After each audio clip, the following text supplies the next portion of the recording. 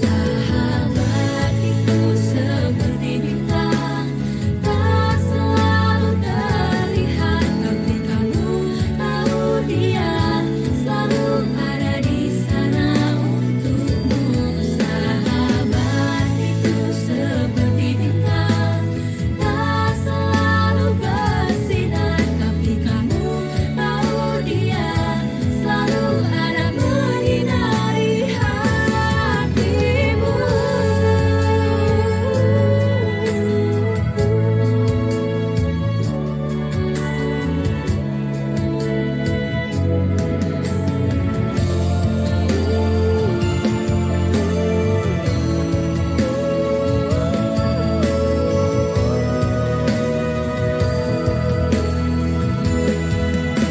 Aku ada untukmu, menemani kesulitanmu. Ku akan terus menguatkanmu. Sahabat itu seperti bintang, tak selalu terlihat, tapi kamu tahu dia selalu ada di sana untukmu. Sahabat itu seperti bintang, tak selalu bersinar, tapi kamu tahu dia selalu ada menyinari hatimu. Sahabat itu seperti bintang, tak selalu terlihat, tapi kamu tahu dia selalu ada di sana untukmu. Sahabat itu seperti bintang, tak selalu bersinar, tapi kamu tahu dia selalu ada menyinari hatimu.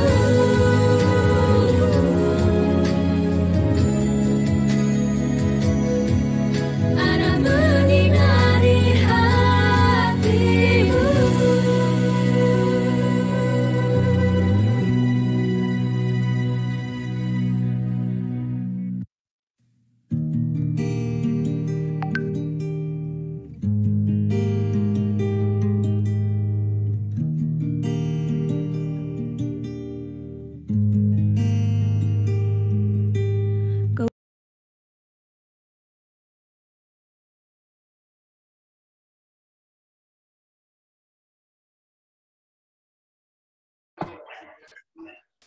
Assalamualaikum warahmatullahi wabarakatuh. Selamat sore teteh-teteh semua. Sebelum acara dimulai, teteh-teteh bisa ngajak teman-teman yang lainnya biar makin seru ikutan acara ini dan juga biar kita mendapatkan banyak ilmu dari pemateri kita. Nah, pemateri kita juga udah hadir nih, ada Teh Tiara Anissa. Assalamualaikum Teh Tiara. Waalaikumsalam. Suaraku kedengeran nggak? Kedengeran Teh. Oke. Gimana BTW, kabarnya Teh? baik, alhamdulillah. Yang lain gimana kabarnya? Alhamdulillah Teh baik. Mantap banget. Hari ini kita perbanyak discuss kali ya, karena tentang financial management kan ya beda-beda. Jadi aku kepikiran nanti materi bentar, habis itu langsung kita discuss aja. Oke? Oke, siap Teh. Tanpa berlama-lama lagi, kita buka dulu acara ini ya. Assalamualaikum warahmatullahi wabarakatuh. Halo, selamat sore teteh-teteh semua. Selamat datang di acara Hanas Day yang ketiga ini dengan tema Financial Management for Dummies. Gimana kabarnya teteh-teteh semua? Semoga semuanya dalam keadaan sehat walafiat dan juga semoga hari-harinya dan kegiatan-kegiatannya selalu diberikan keberkahan oleh Allah Subhanahu wa taala. Teteh-teteh di sini ada yang dari mana aja nih? Ada yang dari UPI atau di luar UPI kah?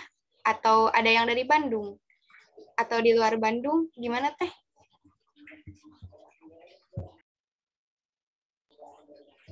Teh Nuri dari mana Teh Nuri?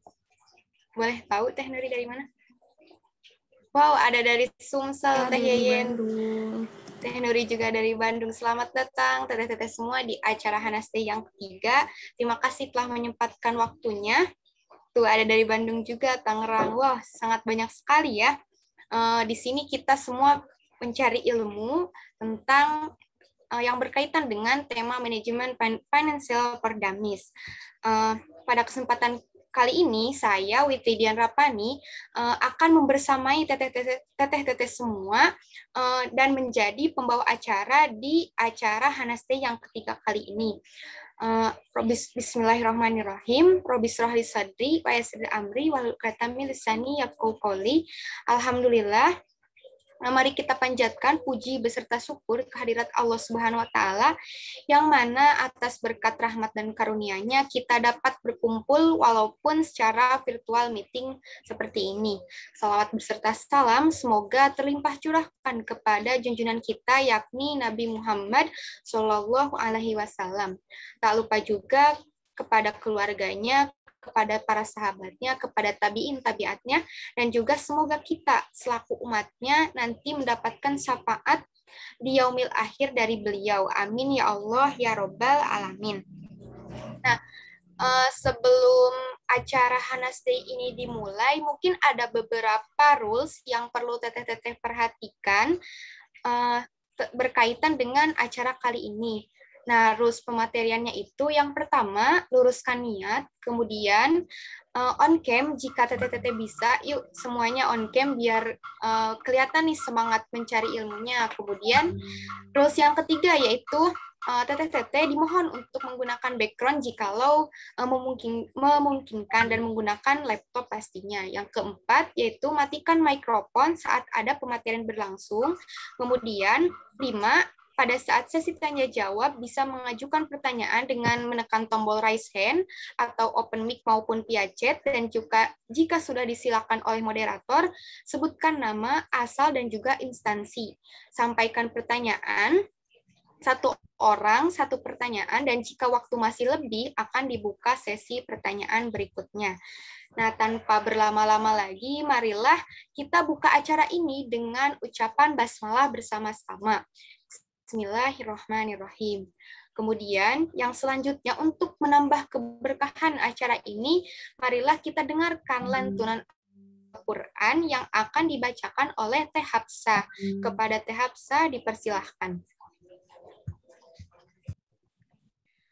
Bismillahirrahmanirrahim. Assalamualaikum warahmatullahi wabarakatuh. Hari ini saya akan membacakan tilawah Quran Surat Al-Isra ayat 26 sampai 27. A'udzu billahi minasyaitonir rajim. Bismillahirrahmanirrahim. Wa ati dzal qurba haqqahu wal miskina wa banas sabil. وَابْنَ السَّبِيلِ وَلَا تُبَذِّرْ تَبْذِيرًا إِنَّ الْمُبَذِّرِينَ كَانُوا إِخْوَانَ الشَّيَاطِينِ وَكَانَ الشَّيْطَانُ لِرَبِّهِ كَفُورًا.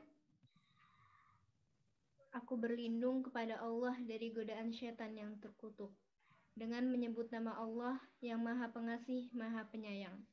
Dan berikanlah haknya kepada kerabat dekat, juga kepada orang miskin dan orang yang dalam perjalanan. Dan janganlah kamu menghambur-hamburkan hartamu secara boros. Sesungguhnya orang-orang yang pemboros itu adalah saudara-saudara setan, dan setan itu sangat ingkar kepada Tuhannya. Shadaqallahul azim. Maha benar Allah dengan segala firman-Nya. Wassalamualaikum warahmatullahi wabarakatuh. Waalaikumsalam warahmatullahi wabarakatuh. Alhamdulillah, Allahumma arhamna bil Quran. Terima kasih kepada Teh Hafsah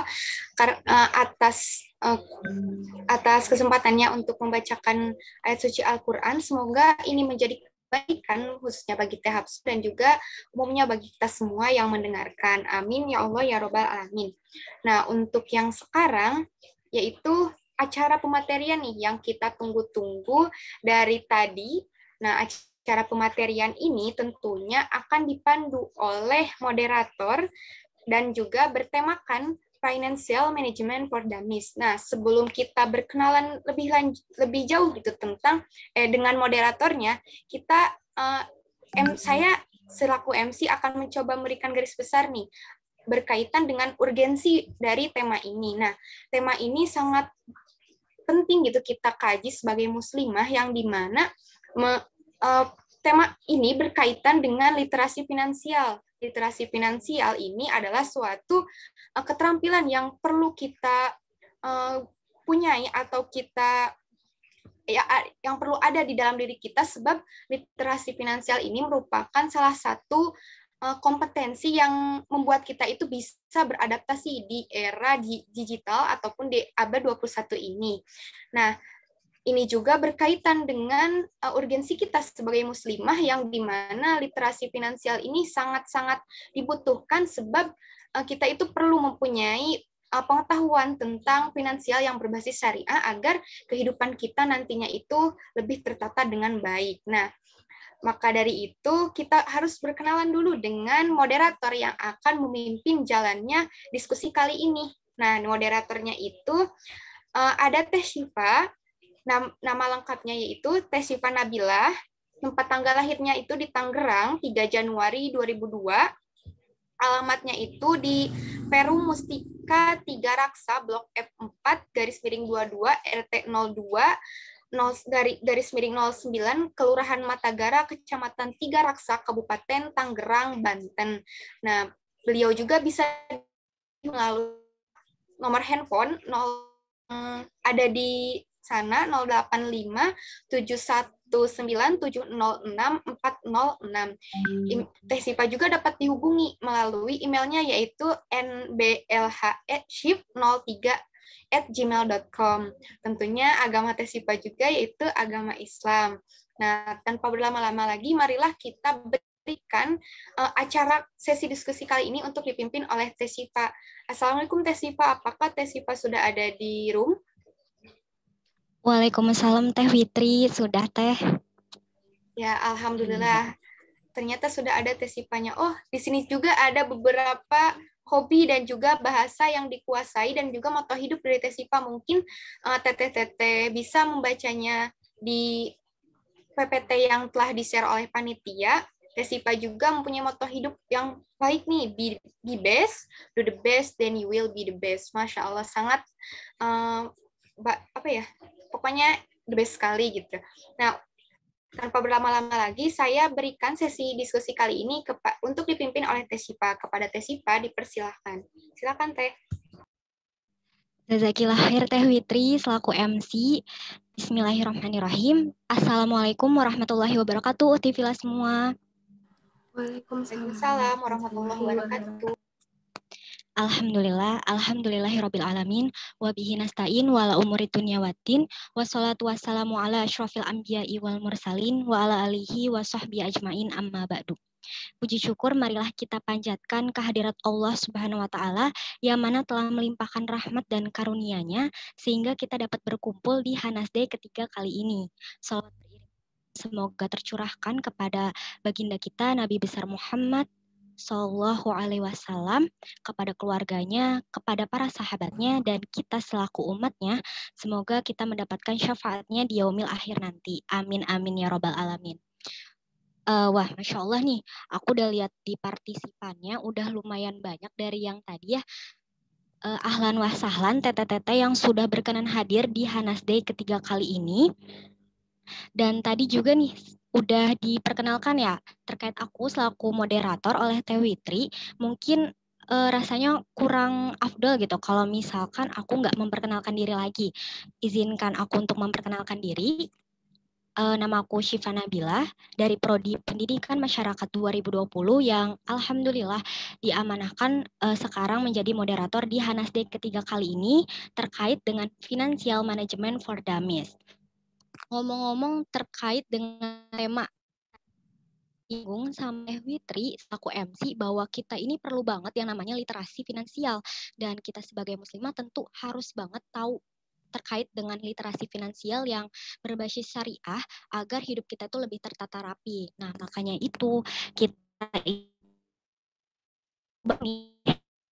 yang benar-benar relate banget sama kita sebagai muslimah, sebagai mahasiswi, sebagai banyak lagi peran-peran lainnya, dan sangat perlu banget yang namanya literasi finansial itu sendiri.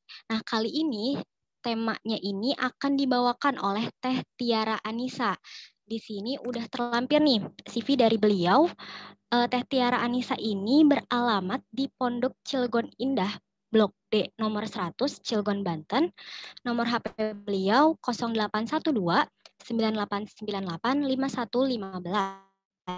Emailnya terlampir pendidikan dari Manajemen Rekayasa Industri ITB. Next, Teh. Nah, di sini juga ada work experience-nya beliau. Beliau ini berpengalaman di intern PT Telekomunikasi Indonesia 2016 sebagai asisten at Laboratory of Planning and Optimization Industrial System, 2017 di intern at Tanoto Foundation by RGE Group, 2017 sebagai Junior Analysis at PT Aplikasi Sistem Bisnis, 2018 sebagai Associate Consultant at PT SKA Indonesia atau Consulting. Next. Nah, di sini juga ada leadership experience-nya atau pengalaman kepemimpinannya. Beliau ini tahun 2016 ini mempunyai pengalaman kepemimpinan di Rumah Langit, 2016 di representatif in ITB Board, 2016 di Islam Student Union Gamais ITB, 2015 di Sekolah Bermain Hijau, dan 2015 di Orientasi Studi Keluarga Mahasiswa ITB. Next, Teh. Nah, selain tadi nih pengalaman-pengalaman beliau juga ternyata wah Masya Allah banget berprestasi ya, sangat-sangat berprestasi. Di sini penghargaan beliau pada tahun 2017, beliau ini mendapatkan Silver Medal for Design Cup program by Hub Innovation Center for Engineering Education di Republic of Korea.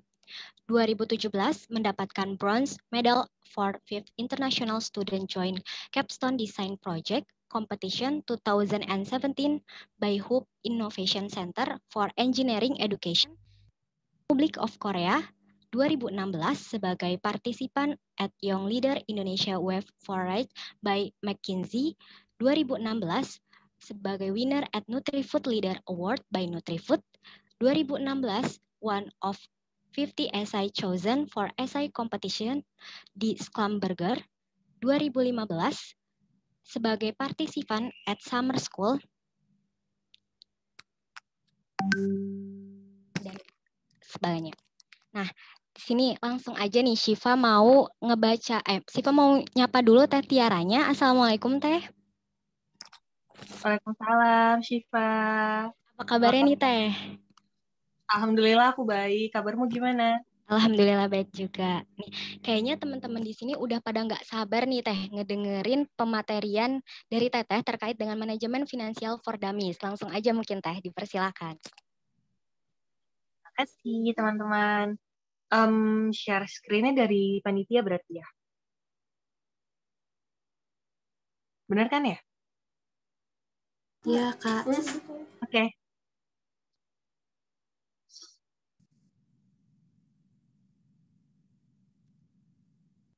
Bisa langsung share. Oke, don't let it control you, babe. Jadi ini temaku yang pengen aku bawa hari ini. Boleh next? Oke, assalamualaikum teman-teman. Mungkin perkenalan dulu. Nama aku Tiara. Di sini aku sekarang insya Allah bakal sharing-sharing mengenai financial management.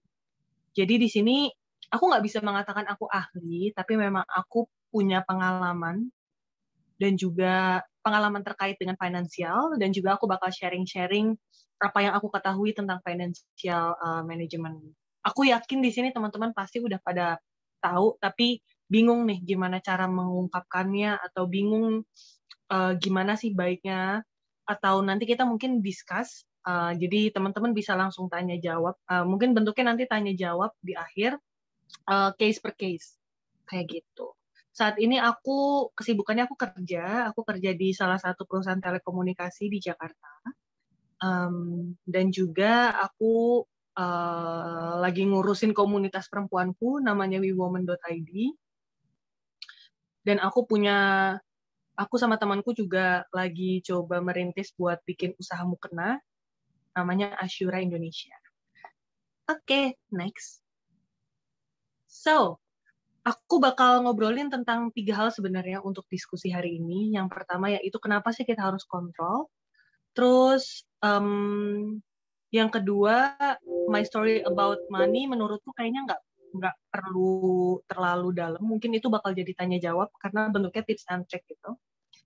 Mungkin inti dari discuss hari ini adalah gimana sih cara memulai sama gimana sih cara untuk educate ourselves. Boleh next? Oke. Sebelumnya aku pengen ngobrol, mungkin boleh back lagi nggak? Boleh minta tolong di back? Oke. Sebelumnya aku mau teman-teman coba ngobrol di chat. Atau bisa nggak bentuknya kayak semuanya open kamera, dan ini di take down dulu slide-nya. Aku pengen ngelihat teman-teman, kita mau main game sedikit. Open kamera. Oke, udah pada open kamera, teman-teman? Oke. Oke. Sekarang teman-teman bisa tutup mata. Ya, nggak apa-apa. Oke. Kalau misalnya nggak bisa, nanti bisa kasih emot gitu ya di chatnya ya. Teman-teman bisa tutup mata, terus aku punya beberapa pertanyaan. Nanti kalau misalnya teman-teman merasakan hal tersebut, nanti bisa angkat tangan ya. Oke? Tutup mata. Pertanyaan pertama.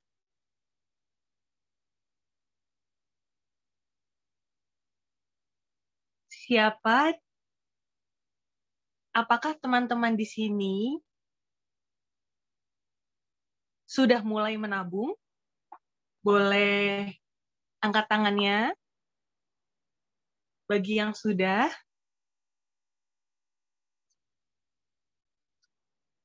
Loh, ada yang ketawa langsung ditutup. Boleh. Oke. Dan teman-teman kalau misalnya yang lagi nggak bisa open cam, langsung chat aja gitu ya, kasih emot. Oke. Pertanyaan kedua. Siapa di sini yang sering merasa atau pernah merasa awal bulan itu tuh hidupnya enak banget, tapi akhir bulan kebingungan. Mau jajan atau mau makan apa? Adakah yang pernah merasakan itu? Jadi awal bulan seperti orang kaya, Raya. Akhir bulan seperti orang yang sama sekali nggak punya. Oke. Oke. Boleh diturunin lagi tangannya? Siapa dari teman-teman di sini yang sudah paham dirinya sendiri gimana sih terhadap uang? Boleh angkat tangannya. Oke, wow, udah mulai bagus. Udah mulai bagus. Oke, bisa diturunin lagi. Yang terakhir nih, siapakah dari teman-teman di sini yang kadang bingung? Yang gimana bahasanya? Siapa dari teman-teman di sini yang tidak tahu kemana uangnya habis? Boleh angkat tangannya. Yang nggak tahu kemana sih uangku kok tiba-tiba hilang? Oke. Sip, bisa diturunin lagi. Udah? Terima kasih teman-teman. Sekarang aku paham apa yang akan aku discuss bareng teman-teman di sini. Jadi berdasarkan riset kecil-kecilanku, menurutku teman-teman sebenarnya paham. Menurutku teman-teman paham pasti mengenai uang. Tapi bagaimana aplikasinya atau masing-masing orang yang mana sih rule yang harus diikutin itu mungkin ada yang bingung. Dan juga ada juga nih teman-teman yang mungkin belum biasa untuk memahami dirinya. Kira-kira gue itu tipe orang yang kayak gimana sih untuk megang duit gitu, dan baiknya kayak gimana. Nanti kita ngobrol-ngobrol berarti ya bentuknya. Berarti kalau misalnya ada pertanyaan langsung aja di chat. Oke, langsung aja di chat kalau misalnya ada pertanyaan atau bisa juga di akhir. Bisa next? Bisa minta tolong di next kan? Oke. Sekarang aku bakal ngobrolin kenapa sih kita perlu ngobrolin keuangan. Menurutku 2 poin pentingku adalah syukur dan time bound. Mungkin yang ketiga adalah mengenai perempuan adalah menteri keuangan kalau misalnya menikah. Tapi menurutku poin ketiga itu tuh poin yang cukup fleksibel dan menurutku mau laki-laki atau perempuan, kalian tuh harus mulai paham tentang uang. Nggak ada batasan. Menurutku ketika kamu nggak jago pegang uang, artinya kamu tuh menyia-nyiakan apa yang sudah kamu punyai dan itu sangat gak bagus. So, jadi 2 poin pentingku menurutku adalah syukur dan time bound. Maksudnya gimana? Kalau syukur, seperti yang teman-teman ketahui, bentuk rasa syukur kita kepada Allah itu tuh bukan semerta-merta menyebutkan Alhamdulillah ya Allah aku punya rezeki. Itu bukan cuma sebatas kata-kata, bukan cuma sebatas di mulut aja. Tapi bagaimana cara kita mengelola, bagaimana cara kita menggunakan, bagaimana cara kita melipat gandakan apa yang sudah kita miliki untuk jadi kebaikan lagi. Karena pada dasarnya yang aku pahami, rezeki setiap orang itu tuh sudah ada. Benar nggak sih teman-teman? Rezeki tiap orang itu udah ada. Tapi apakah rezeki yang kita punya itu tuh dapat kita manfaatkan, itu beda cerita. Dan itu sebenarnya adalah quiz dari Allah buat kita. Sebenarnya ujiannya itu bukan, duh rezeki gue dikit, rezeki dia banyak. Sebenarnya bukan itu. Tapi sebenarnya bukan kondisi yang Allah kasih, respon kita terhadap kondisi tersebut. Mau orangnya kaya, gimana respon kita untuk mengelola apa yang sudah kita punya. Kalau misalnya responnya kekurangan, gimana respon kita? Kalau misalnya kita syukur itu artinya ketika teman-teman sudah memiliki uang atau memiliki energi atau memiliki resource apapun, wajah, energi, badan, kesehatan, networking, habis itu knowledge, selain knowledge itu tuh finansial, rasa syukurnya itu dilihat bukan cuma berdasarkan alhamdulillah, tapi memaksimalkan dan mengelola untuk jadi berkah. Kenapa? Karena berkah itu sendiri artinya melipat gandakan kebaikan. Jangan sampai kebaikannya cuma di kita doang gitu, atau cuma saat ini doang. Gitu. Itu pertama adalah syukur. Time bound. Maksudnya gimana sih time bound? Di hidup kita sebenarnya ada 3 time bound kalau misalnya teman-teman paham. Pertama adalah masa lalu, saat ini, dan masa depan. Bagaimana cara Islam memandang dari si time bound itu? Sebenarnya masa lalu itu tuh perlu kita bereskan. Dan soalnya di kedua ya, fix what misalnya kita punya hutang, itu harus segera dibayar. Kalau misalnya kita ada waris, harus segera dibagi. Atau kalau misalnya kita ada cicilan, harus segera dilunaskan gitu. Dan itu artinya masa lalu. Masa ini tuh artinya kita memanfaatkan apa yang sudah kita punya. Memanfaatkan apa yang sudah kita punya untuk kemudian kita siapkan menjadi kebaikan di saat ini dan juga kebaikan di masa depan.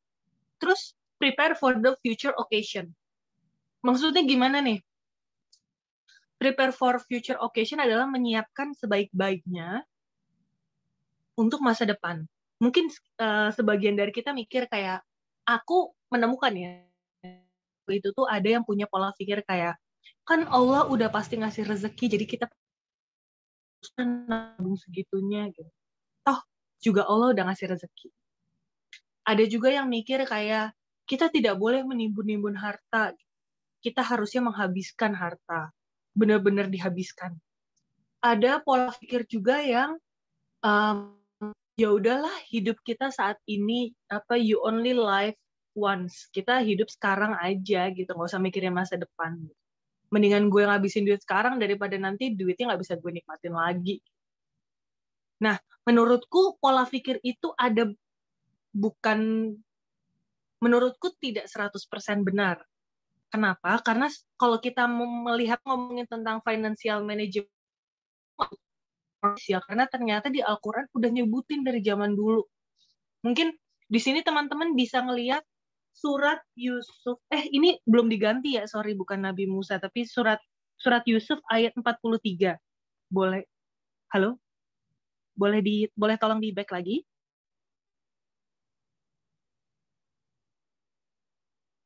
Oke. Ini kayaknya teman-teman masih pakai yang tadi siang mungkin ya. Jadi ini udah diganti sebenarnya. Jadi teman-teman bisa ngelihat surat Yusuf ayat 43.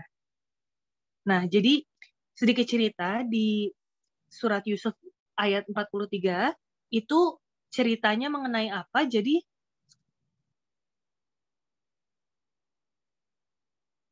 halo?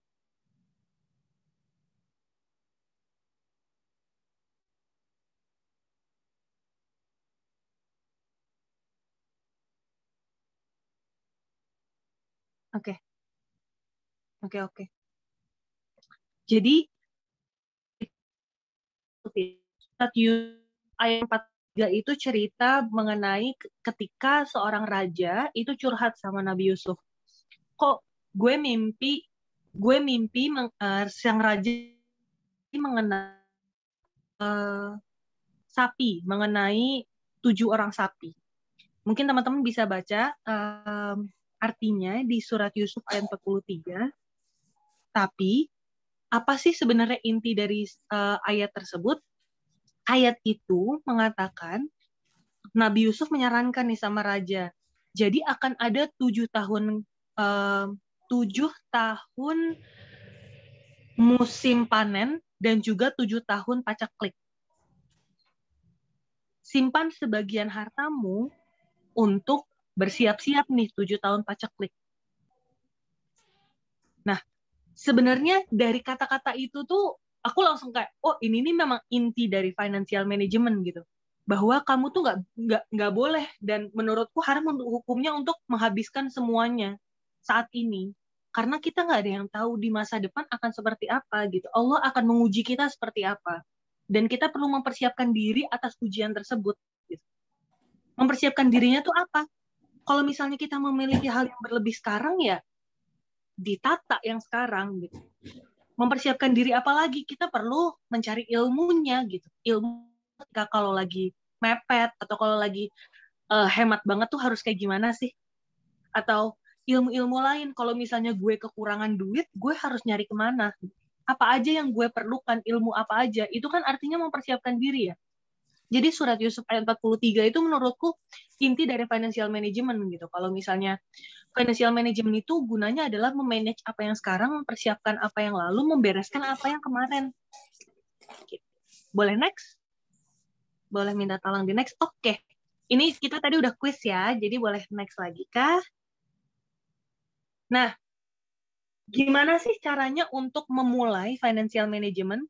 Menurutku memulainya itu ada understanding yourself. Jadi di sini aku pengen teman-teman memahami tipe teman-teman tuh seperti apa, memanage apa yang teman-teman sudah miliki, mempersiapkan apa yang di masa depan. Mungkin poin ketiga tuh menurutku adalah akhir.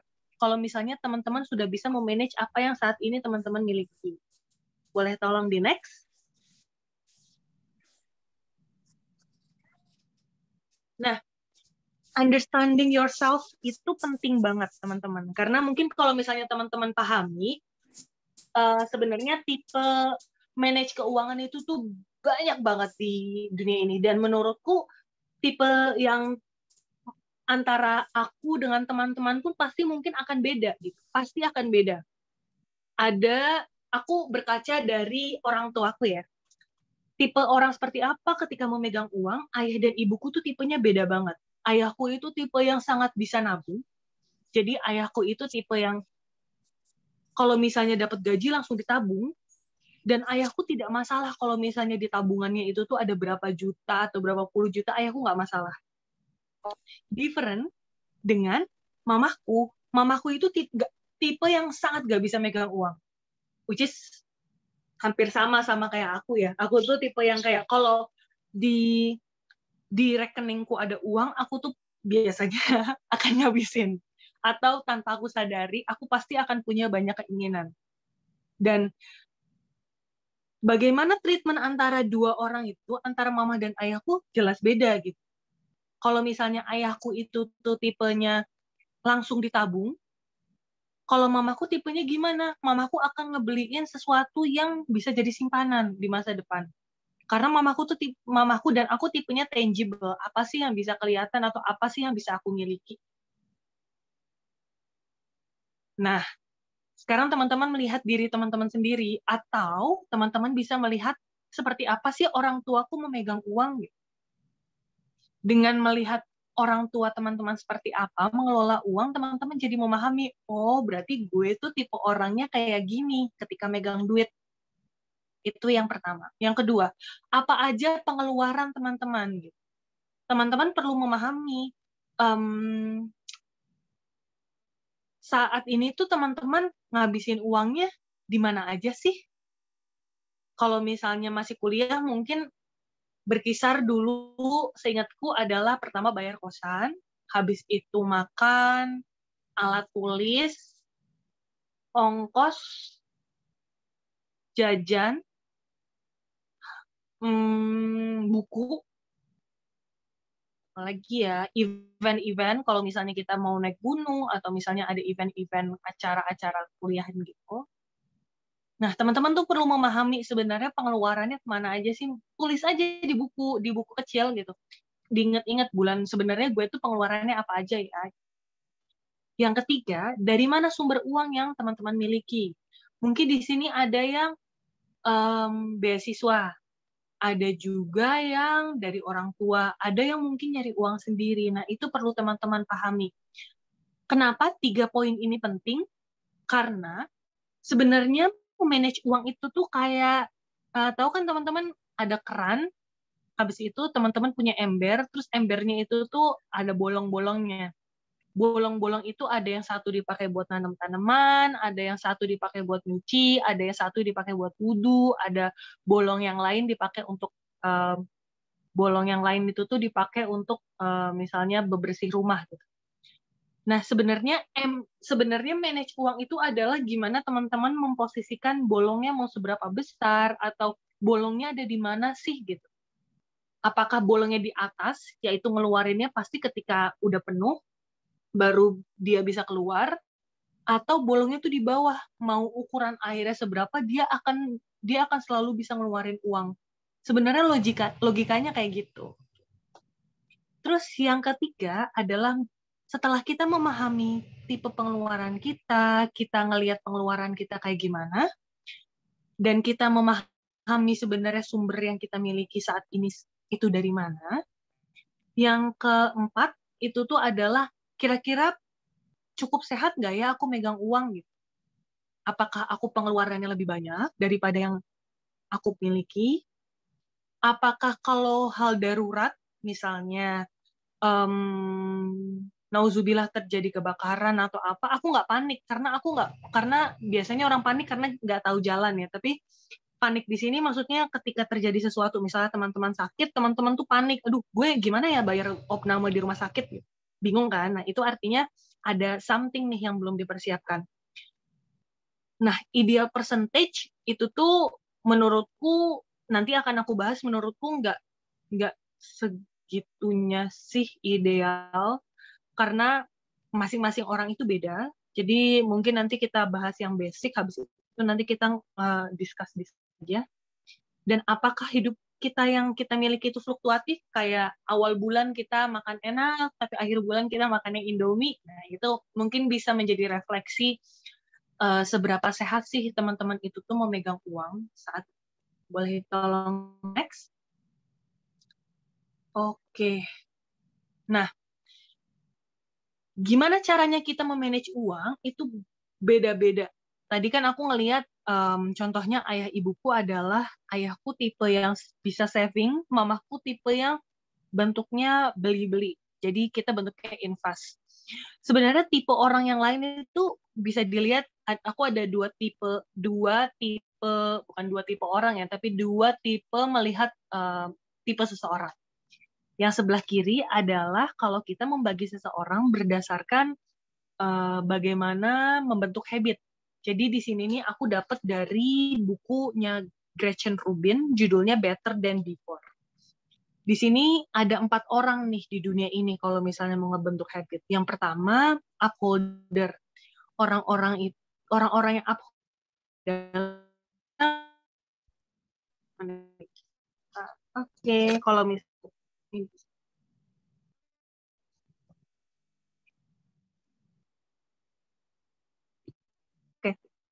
pertama adalah upholder. Upholder itu artinya orang-orang yang bisa nge-planning lalu bisa ngikutin planningnya dengan gampang. Misalnya, ada orang-orang yang gampang jam 5 pagi, habis itu dia olahraga, habis itu dia sarapan, habis sarapan dia baca Al-Quran dulu, baru berangkat ke sekolah. Jadi dia itu akan mengikuti plan yang dia punya. Ada orang lain yaitu obliger. Obliger itu adalah orang yang harus ada yang ngeliatin. Contohnya, aku itu tipe orang yang obliger. Aku kalau misalnya mau ngebentuk habit, aku biasanya bareng sama teman-temanku, atau aku share di Instagram, jadi aku paham orang-orang itu tuh ngeliatin aku gitu. Atau ada yang accountable, ada yang nanyain aku, Tiara udah ini belum? Tiara udah ini belum? Aku tuh orang yang obliger, nurut aku tuh. Yang ketiga adalah kuesioner. Kuesioner itu tuh orang-orang yang kuesioner itu tuh orang-orang yang selalu mempertanyakan, kenapa ya gue mau ngelakuin ini? Pertanyaannya kayak contohnya adalah adikku yang cowok biasanya adikku yang cowok itu kuesioner. Kuesioner tuh kayak dia akan selalu bertanya, Din jangan lupa nabung ya, aku misalnya bilang kayak gitu. Terus dia akan bilang, kenapa gue harus nabung? Iya Din, soalnya uang yang kamu punya itu berlebih dan kamu pasti punya keinginan. So, kamu baiknya menabung nih, biar nanti kamu bisa mendapatkan keinginan kamu. Oke. Dia akan jawab oke. Atau orang yang terakhir adalah orang yang rebel. Orang rebel itu orang yang bisa nih.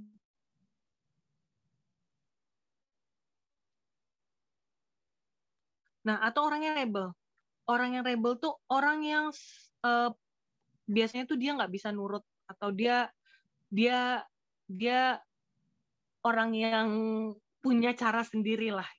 Dan riset membuktikan anak-anak seumuran kuliah dan juga kerja plus Gen Z itu tuh kebanyakan adalah rebel. That's why aku nanti tidak menyarankan tentang proporsi keuangan, tapi lebih ke bikin proporsi keuangan sendiri.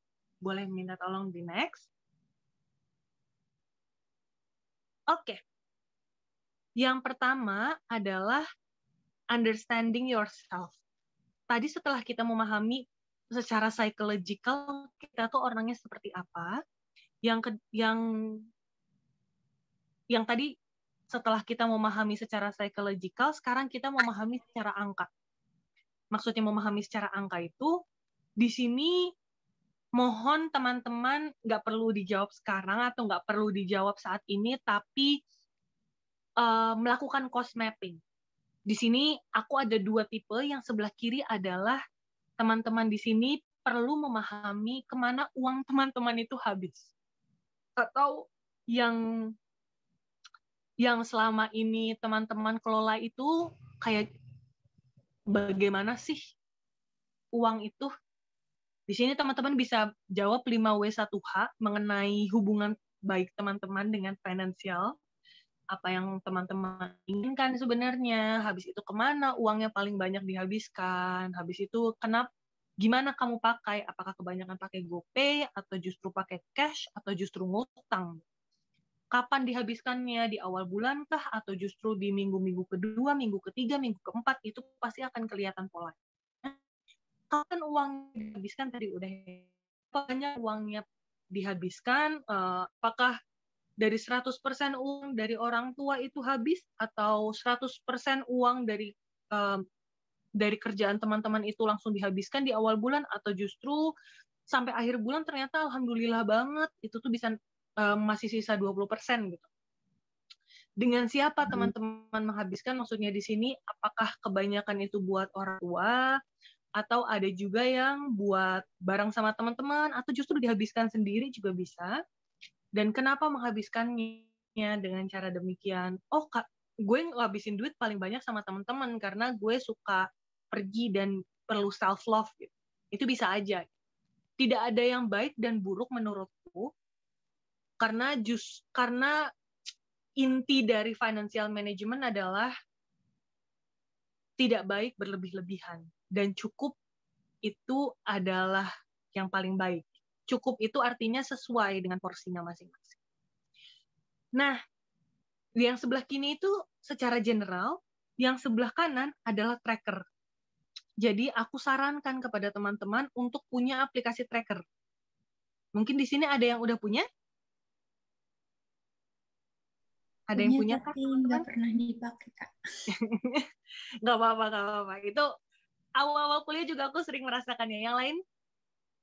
Ada yang punya? Punya, Kak, tapi suka lupa buat dicatat. Punya tapi suka lupa. Oke, aku ada tips dikit sih tentang aplikasi tracker. Aku tuh orang yang dulu waktu kuliah juga agak jarang untuk nge-track. Tapi semenjak kuliah tingkat akhir itu aku udah sering nge-track. Gimana caranya? Biasanya aku masukin ini ke ritual sebelum tidur atau ritual bangun pagi.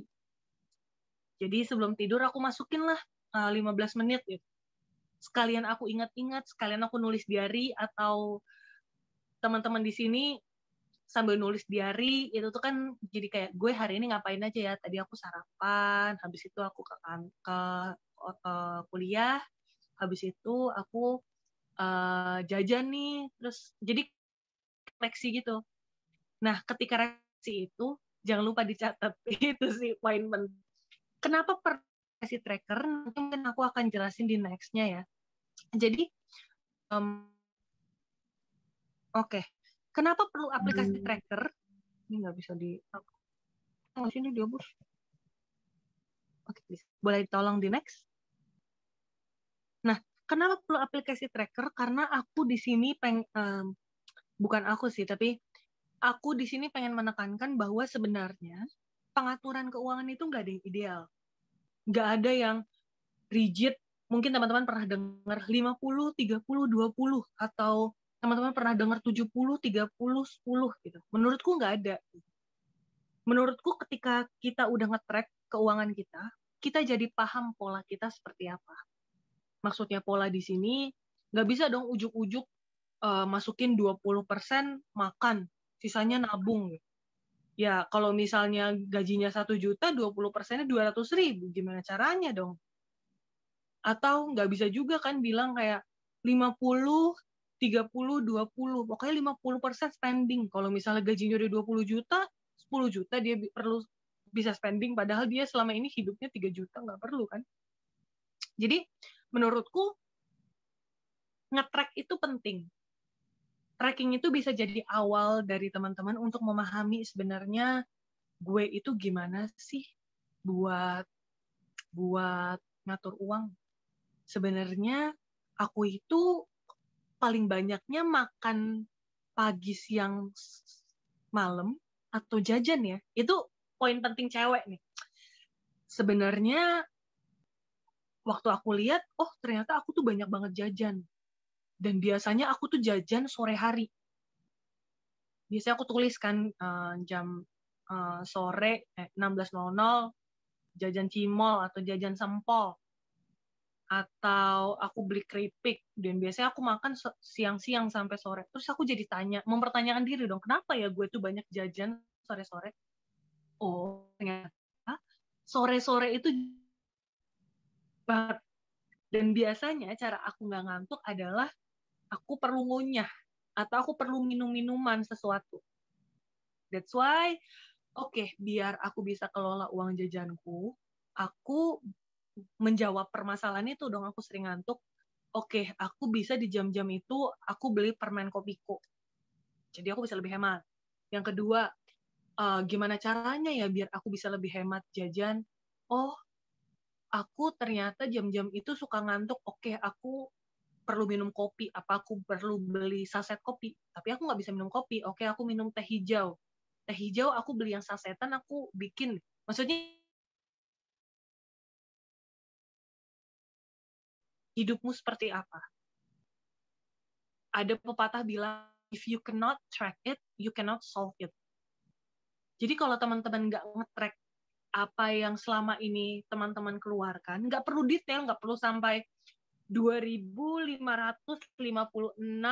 aku membayar parkir gitu, nggak perlu sampai sedetail itu. Bahkan sering banget aku tuh kayak kok tiba-tiba 300.000 nggak ada ya di catatan aku gitu. Ternyata itu mungkin pembulatan yang suka aku naikkan atau aku turunkan, tapi minimal aku catat gitu. Kan kayak, kalau nyatat berarti harus presisi ya. I think kalau kamu pengen langsung perfect, kayaknya nggak bakal jalan-jalan deh. Mendingan langsung aja less priority gitu. Maksudku perfect itu less priority. Make it done aja dulu, teman-teman catat setiap hari. Atau kalau misalnya udah jadi kebiasaan, setiap ngeluarin duit langsung dicatat. Itu suatu kebanggaan sendiri. Karena ketika akhir bulan atau ketika 2 minggu, teman-teman jadi ngelihat, keren juga ya gue udah kayak gini gitu. Terus, selama ini pengeluaran aku paling banyak di sini nih. Kayaknya pengeluaran ini bisa di-handle gitu.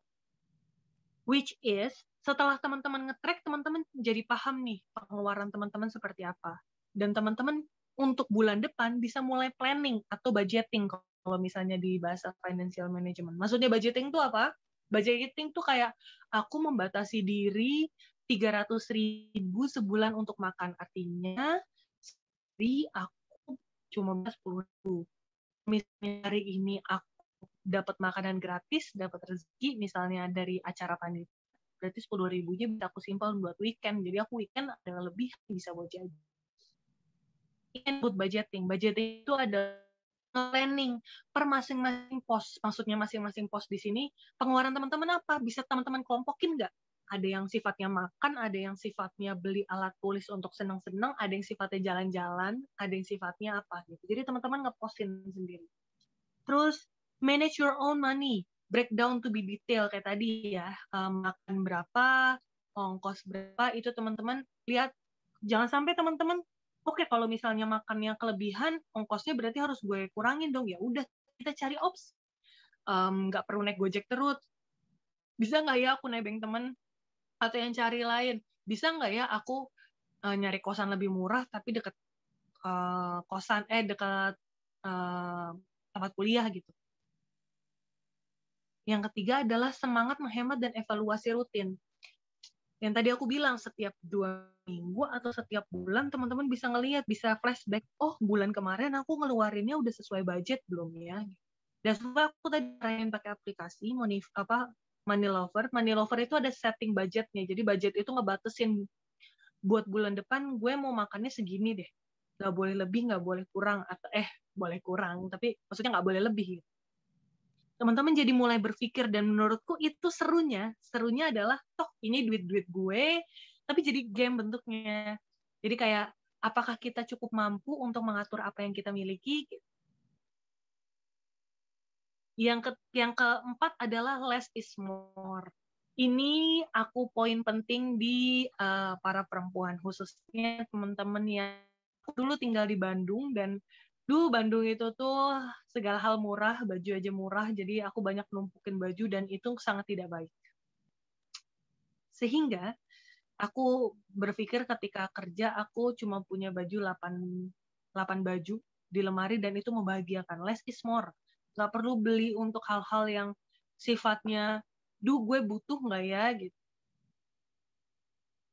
Menurutku jangan latah. Kalau orang lain beli dompet, nggak perlu lah beli dompet kalau kita masih punya dompet.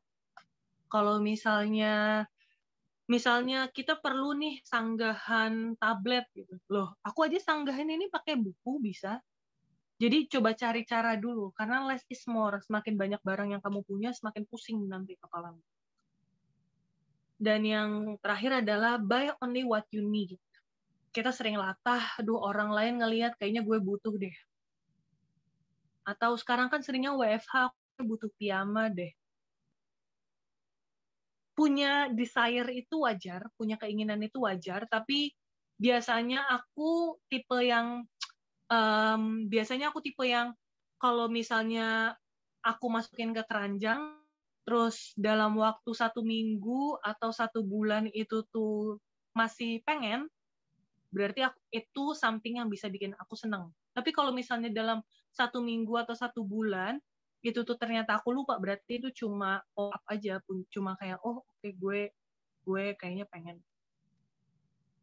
Nah, planning sama budgeting itu yang tadi aku sebut sebenarnya nggak ada fix ya, nggak ada something yang harus ngikutin banget gitu, berapa persennya. Tapi apabila teman-teman mau memulai manage uang, di sini aku ada beberapa persentase menarik yang menurutku bisa jadi acuan untuk dicoba, yang yaitu 50, 20, 30. Tapi mungkin aku di sini ganti jadi 50 itu sifatnya adalah esensial yang kita habiskan, makan, obat-obatan, buku, dan lain-lain. 20 itu tuh adalah tabungan. 30 itu tuh adalah hal-hal yang bikin senang. Nah, jangan lupa di sini ini adalah angka bersih setelah teman-teman melakukan sedekah. Jadi aku biasanya 80% aku pakai untuk waktu aku kuliah itu tuh 20% aku tabung, atau 10% aku tabung, 10%-nya aku jadiin zakat, sisanya baru aku pakai. Nah, dan satu poin lagi, nabung itu selalu di awal. Karena kalau teman-teman tidak menyisihkan dari awal, itu artinya tidak disisihkan. Itu artinya tidak disisihkan, dan artinya nggak bakal pernah itu tuh ada uang tabungan. 50, 20, 30. Nah, di sebelah kiri bawah teman-teman bisa ngelihat, itu aku dapat sumber napkin, find where you can cut back. Jadi aku bilang teman-teman bisa kalau misalnya nggak balance atau teman-teman ngerasa kok di akhir bulan aku nggak bisa makan yang sehat atau nggak bisa makan yang cukup, artinya ada yang kelebihan nih budgetnya. Dan ketika budgetnya kelebihan, cari mana yang bisa teman-teman hemat. Contoh di boba-boba itu bisa diganti, atau bawa botol minum. Botol minum itu sebenarnya sangat ngebantu karena for sure misalnya teman-teman ada perjalanan di bis, habis itu beli botol minum, 1 botol 5.000 gitu. Dan sedangkan kalau teman-teman bisa bawa, itu bisa lebih hemat lagi. Atau bawa bekal. Itu juga menurutku sangat-sangat membantu teman-teman. Boleh minta tolong di next.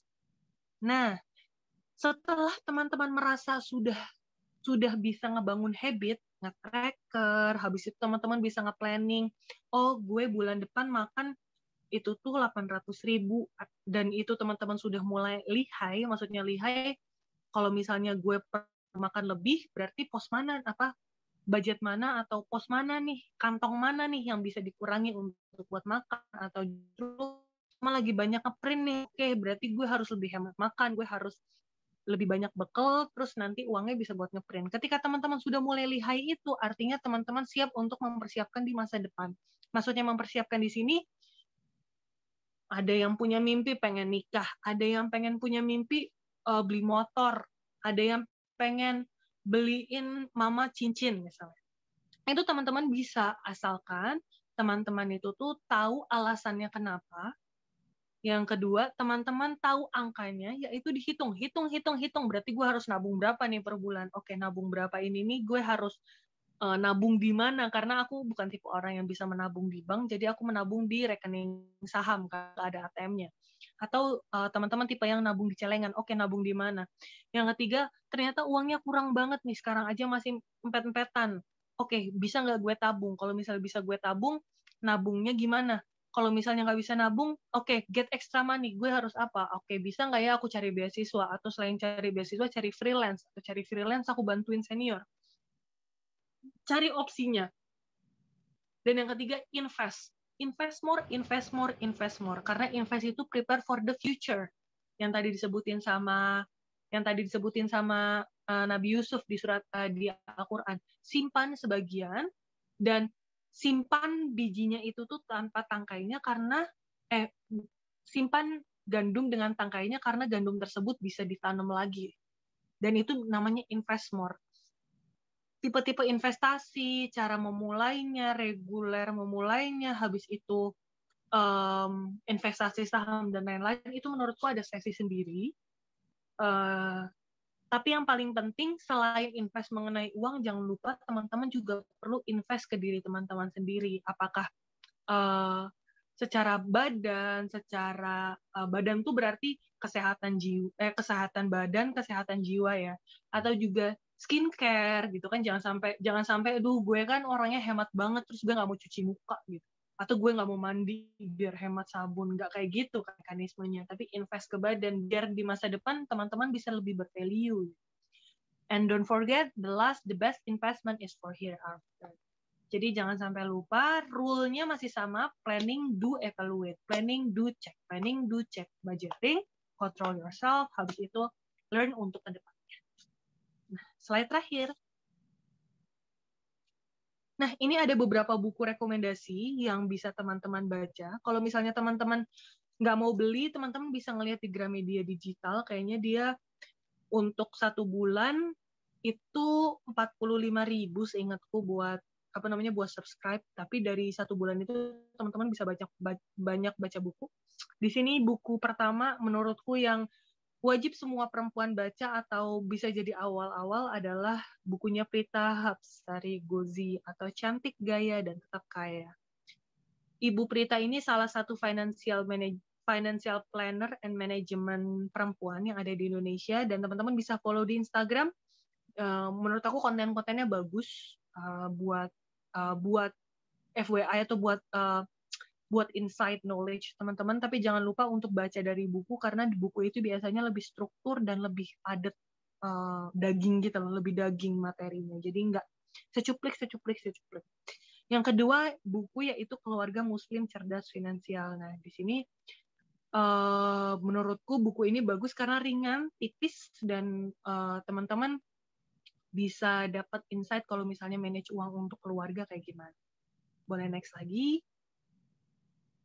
Nah, yang ketiga yaitu buku Harta Haram.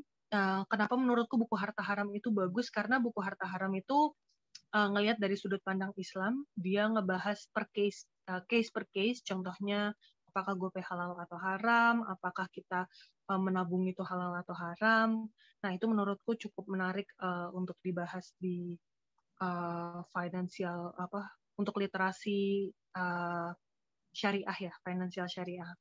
Nah, yang sebelah kanan ini adalah film. Jadi 2 film yang menginspirasi aku untuk lebih manage uang. Yang pertama itu Shopaholic, dia cerita tentang cewek suka belanja, terus ngelihat kamarnya penuh banget, dan aku sering refleksi aja kayak gila ya kamar gue penuh banget, kayaknya gue perlu jualan deh, atau kayak gue perlu gue jualin deh yang masih bagus-bagus atau gue kasih gitu.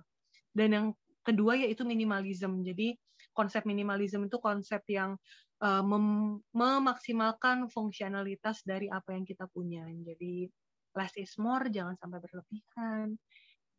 Yang terakhir, manage your own and invest in yourself, mind, soul, and body. And don't forget, the best investment is for hereafter. Barakallah. Terima kasih teman-teman.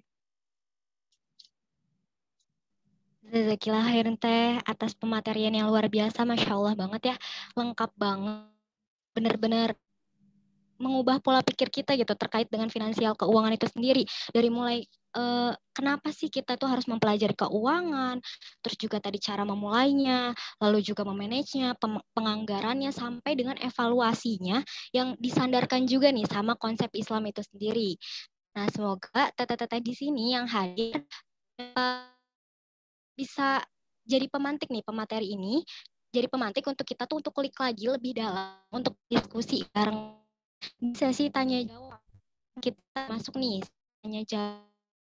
Ada teteh-teteh yang ingin bertanya, boleh banget memanfaatkan fitur Raise Hand dan jika sudah untuk on mic dan tidak lupa untuk menyebutkan nama, asal dan juga instansinya. Nah, untuk teteh-teteh yang pengen banget nanya atau halang atau apapun, di kolom chat nanti akan dibacakan dan tidak lupa juga untuk mencantumkan nama, asal, dan juga instansinya. Dipersilakan, teteh-teteh, enggak yang mau bertanya?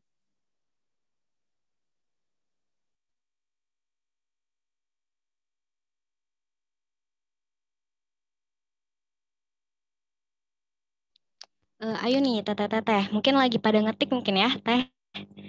Soalnya ini pemateriannya bagus banget nih untuk kita kaji ulang, kaji bersama, kita diskusi bareng. Untuk apa ya? Lebih mengelola lagi terkait dengan finansial keuangan itu sendiri. Di luar itu juga nggak apa-apa. Nah, nggak apa-apa sih teh. Di Ya, luar materiku juga nggak apa-apa ya. iya nggak apa-apa teh, boleh. Wah, ini ada nih teh, Masya Allah di kolom chat ada teh dari Kabupaten Bekasi. Izin bertanya katanya nih teh, biasanya untuk pencatatan budgeting dan keuangan, Teh Tiara ini menggunakan buku manual atau melalui aplikasi? Boleh langsung dijawab nih teh. Oke, terima kasih kepada Teh Hafsah. Jadi kalau misalnya aku tuh untuk ngeplan, aku senangnya itu ditulis. Jadi kan ada beberapa orang yang sifatnya pakai Excel ya, biar cepet ngitungnya pakai Excel deh. Langsung pakai dihitung. Kalau aku senangnya ditulis. Jadi aku suka gambar. Jadi aku biasa di buku tuh aku gambar yang gue punya berapa. Terus kira-kira bulan depan kepake buat apa aja ya gitu. Terus aku biasanya aku sukanya di ituin apa namanya? Digambar gitu untuk ngeplan gitu. Kalau aku. Tapi angkanya, jadi kan ketika gambar itu kan nanti dapat angka akhir nih. Oh, aku untuk makan bulan depan cuma bisa berapa persen. Misalnya bukan berapa persen ya. Misalnya aku makan bulan depan itu tuh maksimal 1.500.000 itu maksimal buat makan. Nah, angka-angka itu aku masukin ke aplikasi. Jadi aplikasi aku bakal apa namanya bakal apa ya? Bakal bisa nge-track gitu. Misalnya di budget makan itu 1.500.000. Jadi ketika nanti hari-hari besoknya aku masukin nanti itu kira-kira itu Mbak Hafsah. Jadi di aplikasi Money Lover itu tuh kelihatan gitu dari satu porsi, misalnya porsiku 1 juta buat makan, ternyata di minggu kedua kok aku udah make 50% gitu. Kok aku udah apa grafiknya itu udah kepake setengah gitu, berarti harus muter otak dong. Oke, gue gimana caranya ya, sarapan gue jadiin roti aja, apa makan siang gue jadiin roti, apa gue asal aja ya. Jadi kan kayak muter otak kan ya, dan itu yang selama ini aku pakai sih. Aku biasanya pakai, kalau nge-planning aku pakai manual, tapi nge-tracknya pakai aplikasi. Masya Allah. Terima kasih Teh Tiara atas jawabannya. Ya, Masya Allah banget. Semoga menjawab ya. Buat Teteh, yuk nih nanya lagi nih, mumpung masih ada Teh Tiaranya. Nanti kalau misalkan udah nggak ada Teh Tiaranya, bingung gitu. Ungkapin aja kalau misalkan ada pertanyaan-pertanyaan yang sekiranya nih mau ditanyakan, nggak mau di sesuai pematerian ataupun di luar pematerian gitu. Boleh. Yuk Teteh. Mungkin kalau belum ada, Syifa dulu nih Teh yang nanya. Mungkin kan tadi nih Teh, pokoknya yang Syifa ambil intinya adalah bagaimana sih cara kita untuk mengenali tipe kita sendiri dulu gitu kan. Nah, yes. Nah, kalau misalkan untuk mengenali tipenya itu seperti apa sih Teh? Kadang kan misalkan gitu, tipe kita tuh misalkan kalau misalkan bulan atau bulan ini misalkan orangnya tuh ngirit, tiba-tiba pas bulan depan tuh boros gitu. Nah ini tuh bagaimana cara kita tuh melihat fluktuatif dari kepribadiannya kita sendiri gitu. Oke. Gimana cara melihatnya? Yang pertama refleksi. Sebenarnya Islam itu ngajarin tentang refleksi ya. Rasulullah juga bilang kan kalau misalnya refleksi itu penting karena kita jadi tahu diri kita gitu. Kita jadi refleksi, oh selama ini gue pakainya buat apa aja. Tapi perempuan itu kadang otaknya suka ngada-ngada. Jadi kadang tuh kita suka kepedean sendiri sama diri kita sendiri atau justru underestimate sama diri kita sendiri. That's why menurutku penting banget yang nge-tracking itu, yaitu aplikasi atau pakai apapun. Kalau teman-teman pakai buku kas yang zaman waktu kita SD suka nabung, ada buku kas kan ya itu. Kalau teman-teman suka pakai itu, pakai aja. Kalau misalnya teman-teman senangnya pakai manual book, pakai buku tipis yang bisa dibawa kemana-mana, pakai aja. Tapi sediakan waktu buat diri sendiri setiap bulan untuk ngelihat lagi, oh pengeluaran gue itu segini.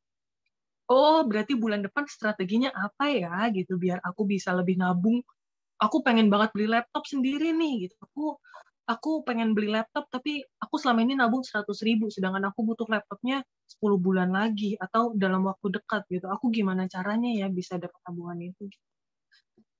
Jadi gimana caranya kita buat pertanyaan tadi itu menurutku pertama untuk ngenalin diri itu refleksi, yang kedua nge-track benar-benar ada angka karena kalau refleksi perempuan suka ngada-ngada, aku tadi sudah bilang ya, mas bukan ngada-ngada tapi kita suka tergantung mood. That's why aku merasa dan yang ketiga coba ngobrol sama orang tua atau ngelihat orang tua kayak gimana. Karena biasanya pola didik orang tua nge-manage uang itu bakal ngaruh banget sama pola didik teman-teman. Dan itu tidak ada yang salah atau benar, tapi teman-teman di sini punya kesempatan untuk merubah itu. Karena ketika teman-teman sudah punya pola ngelola uang, itu akan nurun ke anak teman-teman. Aku ngasih contoh dikit, aku punya teman cowok. Aku nyebutin cowoknya gitu banget ya. Aku punya teman maksudnya dia laki-laki, aku kayak cowok. Jadi gini sebenarnya, dia poinnya adalah dia laki-laki. Dia tuh punya usaha, punya beberapa usaha. Tapi yang aku sadari adalah dia tidak punya tabungan yang cukup. Ketika dia konsultasi ke aku, dia kayak, kamu punya tabungan berapa? Iya, Tir, aku rencana mau nikah, tapi aku gak punya tabungan. Loh, tunggu sebentar. Aku langsung nanya dong, orang tua kamu gimana ngelola uangnya? Dan aku memahami ternyata ibunya dia, itu tuh punya mimpi untuk punya usaha dan itu ibunya tuh tidak terbiasa untuk menabung, that's why dia tidak terbiasa untuk menabung. Paham poin itu ya? Karena dia tipenya aku harus investasi, ibunya berpikir untuk gue harus punya modal untuk investasi. That's why dia berpikir pula kalau nabung tuh buat apa, mendingan gue invest buat usaha gitu. Apakah itu baik atau buruk? Tidak ada baik atau buruk teman-teman menurutku. Hanya saja teman-teman di sini mumpung masih kuliah dan belum menikah. Jadi di sini teman-teman tuh punya teman-teman di sini dan gimana ya bahasanya? Kuliah dan belum menikah tuh menurut aku poin yang sangat menguntungkan karena di sini teman-teman bisa bermimpi, oh gue pengen anak gue itu tuh kayak gini gitu. Dengan misalnya gini, aku punya mimpi, aku kalau punya anak, aku pengen anakku paham dia harus menabung dan anakku paham kalau misalnya dia nggak punya barang berlebihan. That's why ketika aku pengen dia tuh pinter nabung. That's why aku pengen beliin dia celengan. Tapi aku nggak pengen beliin dia cuma 1 celengan. Aku pengen beliin dia 2 celengan. Sehingga dia harus paham ketika dia beli sesuatu, dia harus bisa ngasih sesuatu juga ke orang lain. Ketika dia, oke, celengannya dibongkar, pengen beli sepeda, oke, satunya lagi, jangan lupa diisi. Kamu pengen ngasih juga kan ke teman kamu yang lain gitu. Jadi aku pengen ngasih tahu kalau misalnya privilege yang dia dapat itu tuh bukan, maksudnya dia perlu bersyukur atas privilege yang dia dapat gitu, dan dia perlu berbagi. Aku pengen poin itu. That's why sekarang yang aku lakuin adalah aku harus nabung. Aku nabung dan juga aku ngasih ke orang gitu dengan porsi yang nggak beda jauh dengan tabunganku. So teman-teman di sini waktu kuliah dan belum menikah itu menurut aku poin yang cukup menguntungkan. Sehingga teman-teman bisa ngelihat, oh gue pengen buka usaha nih di masa depan, oke, aku harus cari modal. Atau aku pengen nanti anakku aku pengen anakku nggak segitunya nabung deh, tapi dia tuh bisa invest ke pengetahuan. Oke, teman-teman harus mulai melatih. Oke, berarti gue punya duit segini buat sekolah gitu bulan ini. Kok duitnya belum habis ya? Berarti aku masih kurang ikut seminar-seminar yang cukup worth it nih. Aku kurang nih. Atau duitnya perlu aku beliin buku nih. Kan jadi kayak membiasakan diri gitu. Oke. Makasih banyak Teh atas jawabannya. Nah, di sini udah ada juga nih pertanyaan.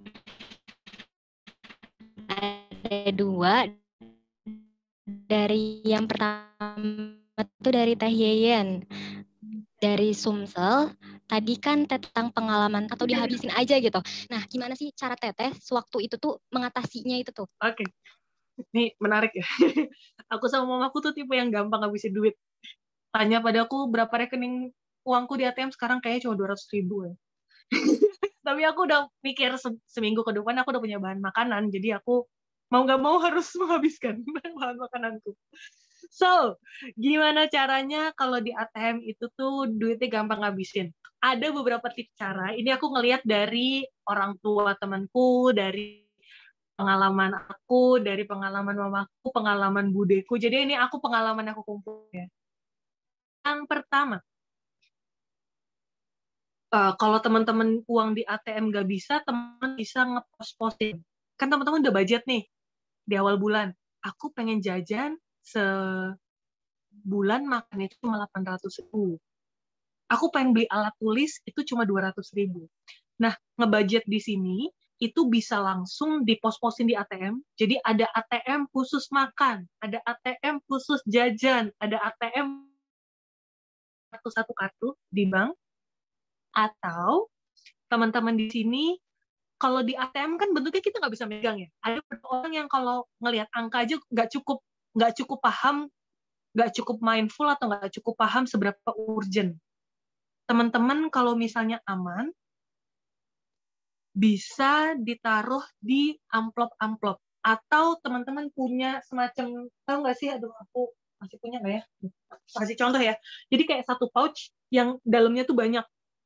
Kayaknya itu di Shopee harganya 15 ribuan atau 20 ribuan gitu deh. Itu bisa jadi investasi bagus. Itu tuh jadi amplop, terus dalamnya sekat-sekatnya banyak. Nah, itu bisa biasanya kalau di kelas atau di SMA itu yang punya kayak gitu ibu bendahara.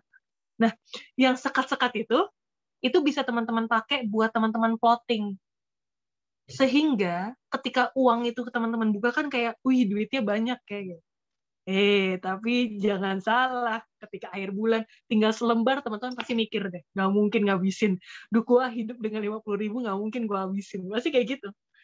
Ada kan jadi, ada tipe orang yang harus ngelihat duitnya berapa lembar, ada yang tipenya ngelihat angka. Nah, kalau aku tipenya ngelihat angka di ATM. That's why aku masukin ke ATM. Jadi ATM-ku banyak. Ada ATM Bank Syariah itu untuk makan, ada BCA untuk diterima dari mama, ada ini untuk ini. Jadi aku bentuknya ngelihat angka. Tapi ada juga yang ngelihat berapa lembar yang bisa dipegang. Itu bisa dipakai. Terus kalau misalnya nabung di ATM, aku nyari ATM yang tidak bisa ada kartunya. Jadi aku biasanya nabung di rekening saham. Namanya RDI, rekening dana nasabah. RDS, RDI. Pokoknya kalau teman-teman buka saham, aku bukanya di Indo Premier, itu 100.000 bisa buka kok. Itu tuh teman-teman bisa dapat rekening saham. Nah, dengan punya rekening saham, itu nggak ada ATM-nya. Tapi angkanya kelihatan.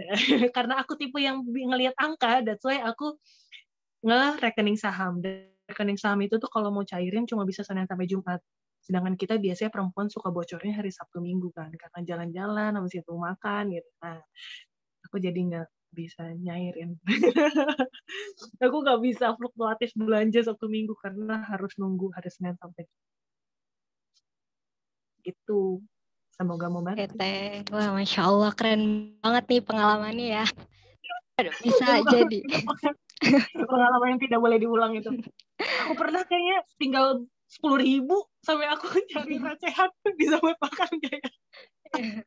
Keren banget sih Teh, keren banget. Nah semoga ini bisa jadi apa ya, mindful juga nih buat kita. Oh ternyata bisa juga kayak gitu ya untuk mengatasi hal tersebut. Nah pertanyaan selanjutnya nih Teh dari Teh Yumna dari Bandung izin bertanya. Nah, kan katanya Teh Yumna ini masih sekolah. Mending invest dari sekarang apa nanti aja? Kalau iya, baiknya invest kemana? Terima kasih, Teh. Sama.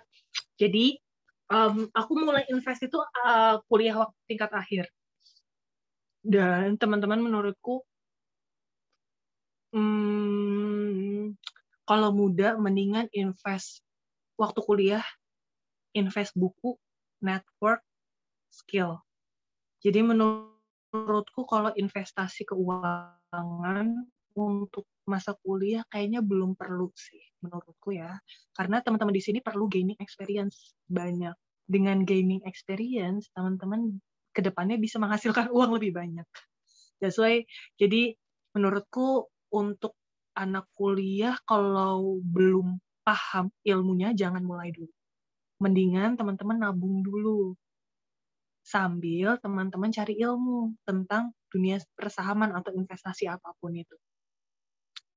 Dan kalau misalnya teman-teman di sini pengen banget nih, aduh aku punya uang lebih terus aku pengen banget itu, coba jualan. Jadi coba jadiin itu modal. Dengan itu teman-teman jadi paham tentang ngeluarin duit atau apa kayak gitu. Dan teman-teman jadi balik lagi sih, punya tabungan banyak itu bukan berarti hidupnya bahagia kok. Yang aku sekarang pahami, yang punya tabungan banyak tuh bukan berarti hidupnya bahagia, tapi punya tabungan yang cukup. Menurutku itu penting. Jangan sampai ketika nanti teman-teman nikah, memang anaknya jadi pinter nabung, tapi ketika anaknya menanyakan sesuatu, teman-teman nggak punya pengalaman atas itu. Dan itu don't let your jangan menjadikan hidupmu berpatok pada angka semata gitu loh, tapi pengalaman tuh kayak making moment tuh penting banget. Kalau aku ya. Ya, makasih Teh atas jawabannya. Memang ya, aku juga pernah dengar nih Teh, kalau misalkan investasi itu emang agak sulit gitu. Harus belajarnya itu juga lumayan tahapnya banyak banget dan gak bisa yang kayak ujuk-ujuk ikut investasi tanpa kita nggak tahu. Nah, gitu. Karena memang perjalanan untuk investasi itu panjang tahap-tahapannya dan proses memahaminya pun lumayan ribet gitu. Jadi mungkin untuk kita lebih baik nabung dulu ya Teh. Benar banget. Sebenarnya investasi ini satu sesi sendiri. Nanti mungkin kalau misalnya ada sesi lagi kita bisa ngobrol investasi lebih detail ya.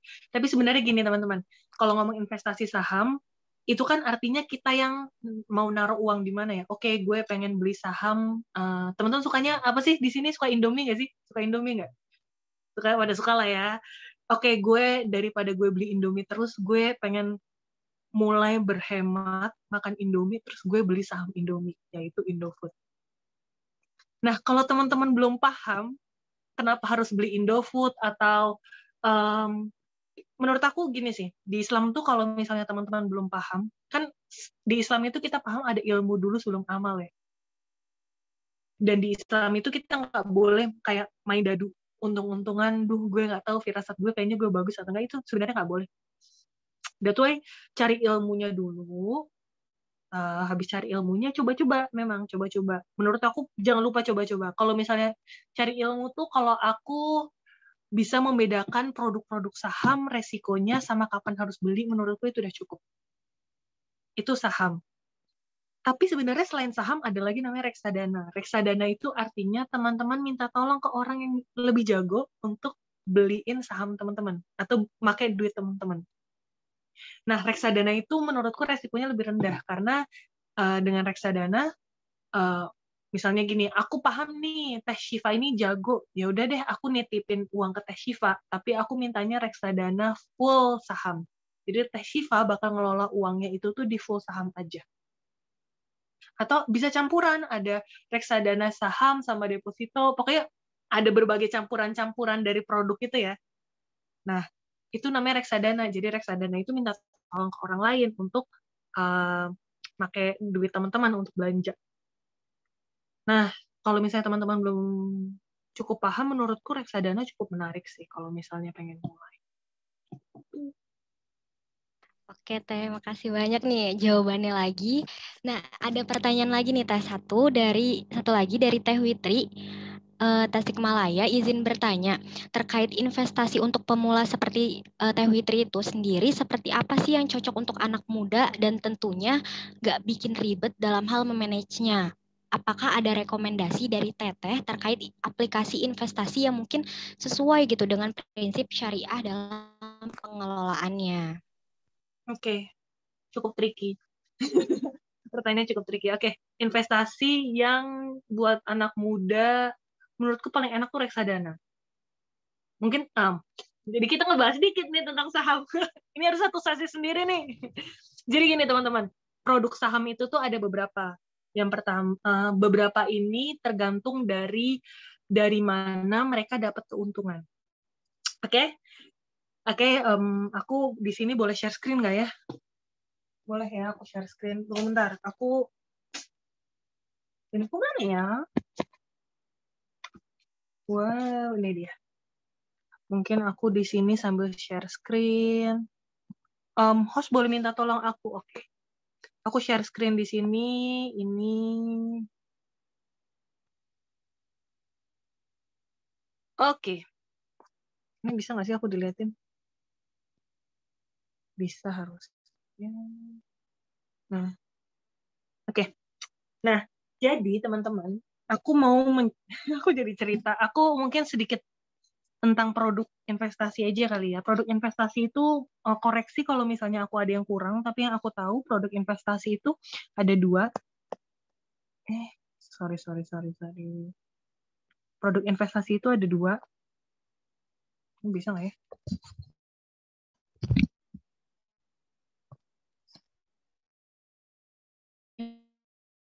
Aduh.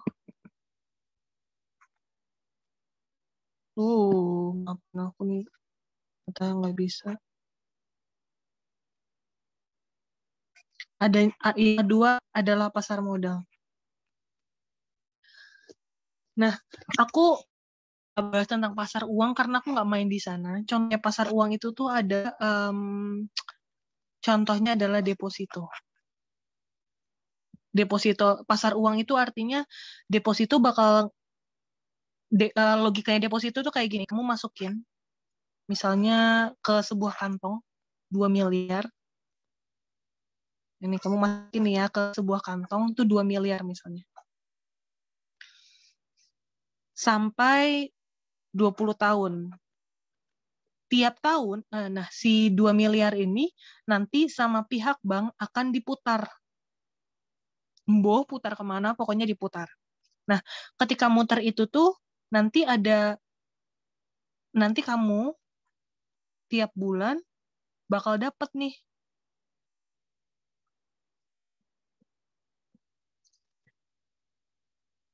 Uang hasil 2 miliar. Namun, aku tidak menyarankan ini. Karena seingatku deposito itu haram.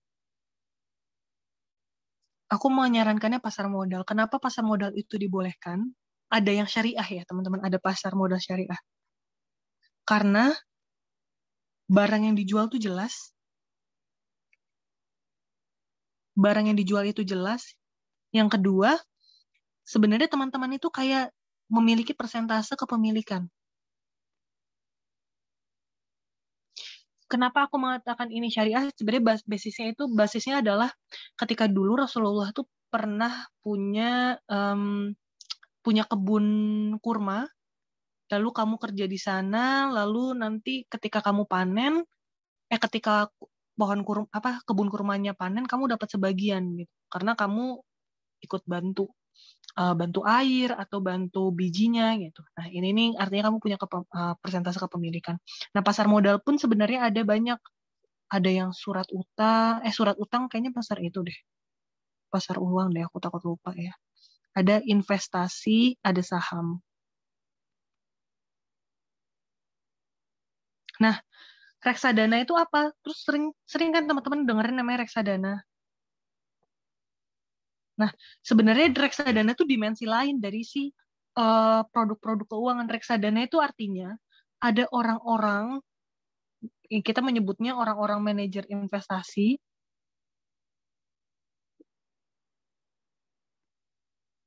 yang mereka udah punya ilmunya untuk saham. Teman-teman itu jadi ngasih uang ke orang-orang manajer investasi itu. Tolong dong, gue punya 2 miliar.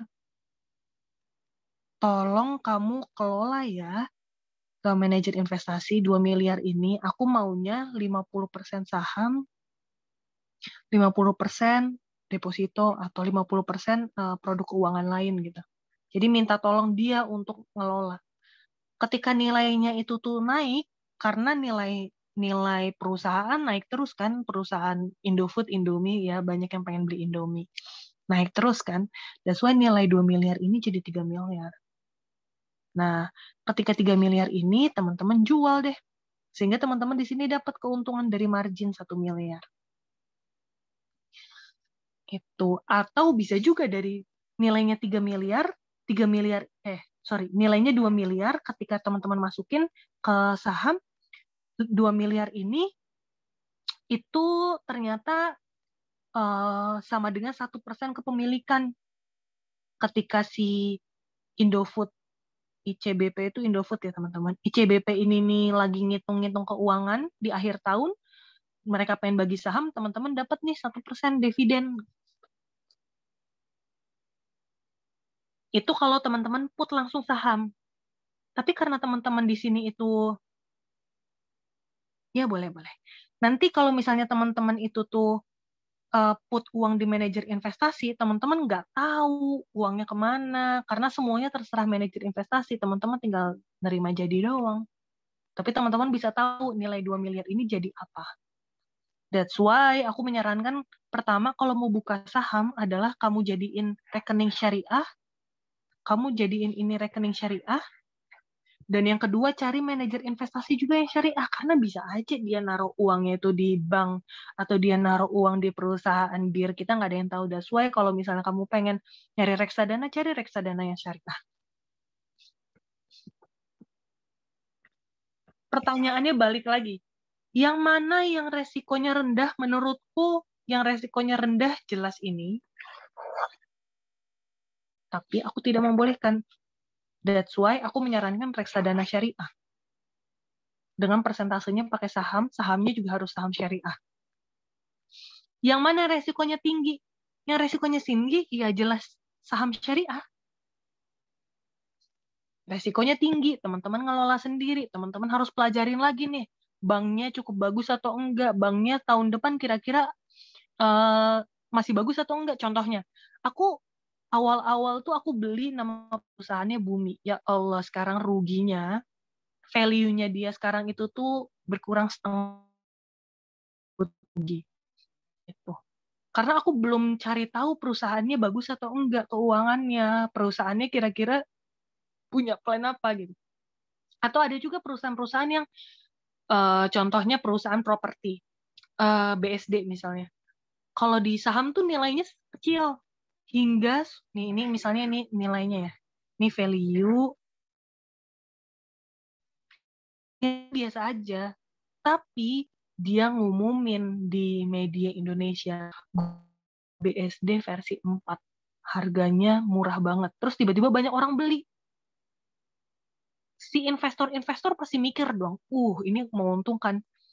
Karena demand-nya naik, kalau demand naik, harganya naik juga dong. Naiklah harganya. Itu kalau nge-trading sendiri atau main saham sendiri, itu teman-teman perlu paham apakah perusahaan yang teman-teman itu tuh put itu tuh sehat atau enggak. Kalau aku saranku kalau mau memulai, mau santai, nggak perlu nge-manage, itu mendingan reksadana syariah. Gitu. Kian. Ini bisa dihapus nggak ya? Oh, bisa dihapus. Masya Allah, terima kasih nih Teh, udah sampai digambar-gambarin ya, Masya Allah, udah dijelasin sampai di share screen. Semoga kita makin paham nih, karena udah di share screen. Tadi di chat, nih Teh satu lagi, ada Teh Dika, katanya mau on mic. Mungkin dipersilakan Teh Dika. Ya, bismillah, makasih banyak Teh Syifa atas kesempatannya. Kak Tiara izin tanya, kan kalau itu aku ini ya, mau tingkat akhir juga nih. Terus alhamdulillahnya udah mulai punya apa ya, penghasilan sendiri lah gitu dari hasil ngajar gitu kan teh. Nah cuman ternyata kaget gitu loh, karena emang baru nerima uang gitu kan, jadi kayak ngerasanya bocor di mana-mana gitu loh, karena emang nggak gitu kan awalnya. Terus aku juga lagi belajar ini sih Kak untuk sedekah gitu kan, untuk sedekah. Cuman yang bingungnya tuh kadang tuh kan aku kan sedekahnya kayak suka disimpan dulu gitu ya Kak, baru nanti dikasih ke siapa. Nah cuman kadang suka bingung gitu Kak, ini aku mending kasih ke siapa ya, karena takutnya itu kayak selalu aja kayak ada rasa aduh takut takut salah sasaran nih ngasih ke orang atau kayak gimana itu. Jadi kayak suka suka bingung gitu Kak kalau misalkan mau sedekah. Terus kalau tadi itu aku sempat dengar Kakak bilang 10%-nya Kakak itu dizakatin gitu ya. Nah, aku tuh masih belum terlalu ini sih apa ya, masih belajar juga kan, masih masih belajar tentang kayak zakat yang kayak gitunya. Nah, terus pertanyaan kedua, kalau misalkan kita mau ngasih ke orang tua gitu atau misalkan ke adik atau kakak itu tuh aku tuh maaf ya, kalau misalkan mau ngasih ke orang tuanya atau misalkan keluarga lewat apa ya, apakah itu tuh ke ke kehitungannya itu sedekah yang beda beda lagi gitu loh Kak. Ngerti gak sih Kak maksudnya? Ya, paham kok, paham. Oke. Oke. Kasih Pertanyaan Kak. pertama ya. Gimana caranya biar nggak bocor? Tracking. Mohon maaf, tapi memang ya kita perlu melatih diri untuk nge-tracking. Itu habit yang cukup menarik sih, karena itu kebawa dan sangat kebantu kalau misalnya teman-teman masih single atau udah kerja, belum nikah, sudah nikah tuh menurut aku sangat kebantu. Apalagi di Indonesia tuh ada kan pemikiran perempuan adalah menteri keuangan. So, mulailah berlatih sebagai menteri keuangan untuk dirimu sendiri sekarang. Itu yang pertama. Yang kedua, masih pertanyaan pertama tapi poin kedua.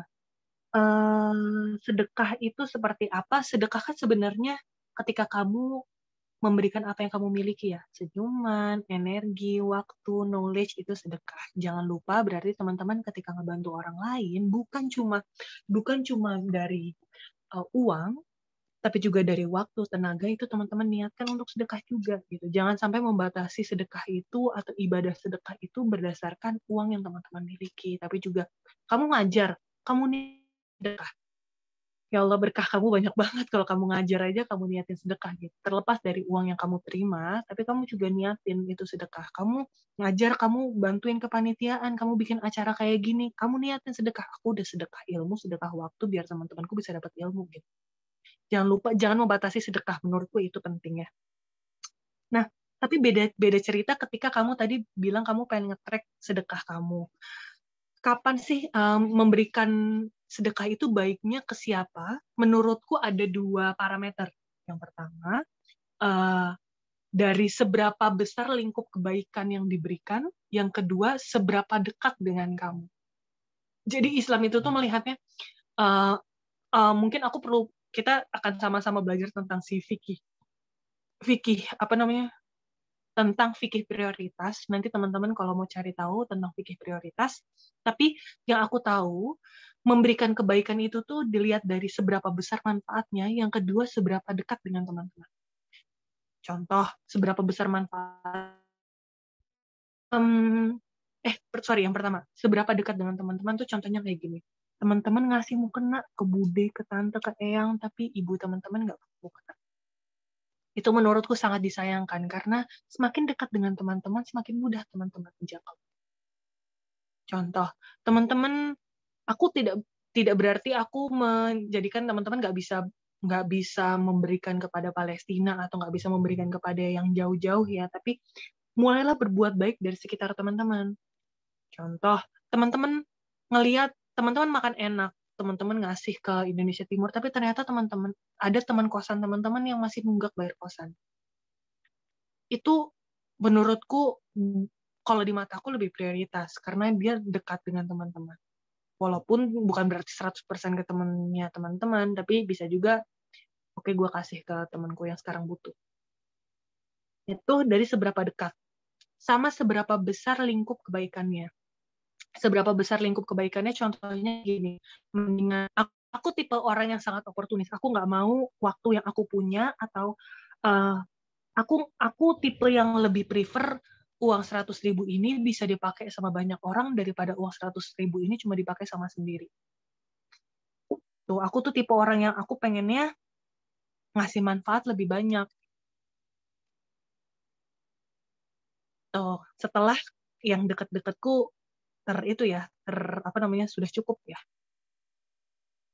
Itu kalau aku.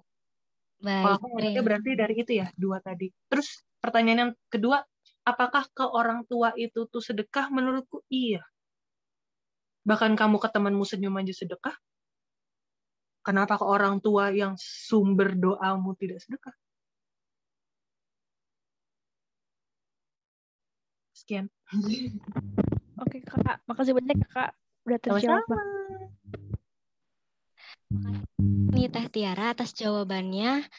Dan mungkin udah ini juga nih Teh, waktunya juga sudah habis untuk sesi tanya jawab.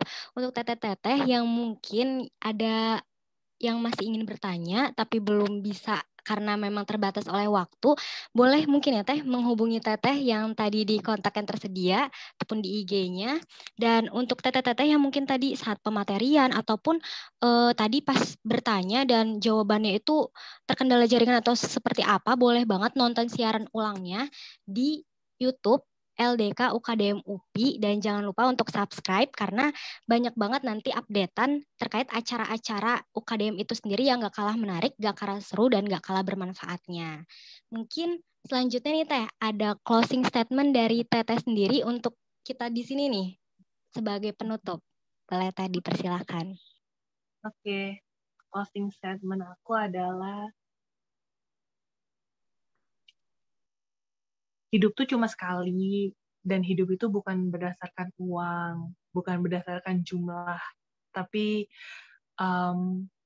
membuat hidup tuh lebih bermakna dengan experience teman-teman mengelola keuangan gitu. Dan what I said before, the best investment is invest to your hereafter. Jadi jangan lupa untuk berbuat baik dan invest buat akhir. Wow, Masya Allah, keren banget nih Teh closing statement-nya. Yaitu emang benar gitu Teh, kita harus tetap self-love juga atas privilege dari diri kita, tapi juga jangan lupa untuk tetap berbagi, karena separuh harta kita juga milik orang lain gitu ya Teh. Mungkin, nah. Separuh banyak juga ya? Oh iya, sedikit maksudnya ya. Bagian dari harta kita itu dari orang lain. Maksudnya itu gitu. Mohon maaf. Nah, mungkin di sini ada penyerahan sertifikat dulu nih Teh untuk Teteh selaku pemateri oleh Ketua Pelaksana oleh Teh Nuri, dan nanti dilanjut sesi dokumentasi sama Teteh-teteh yang udah ngikutin Hanas Day sampai akhir nih. Boleh untuk sertifikat dulu Teh Nuri, dipersilakan. Oke, teman-teman dari PDD tolong buat share screen sertifikatnya. Oke, mungkin sebentar ya.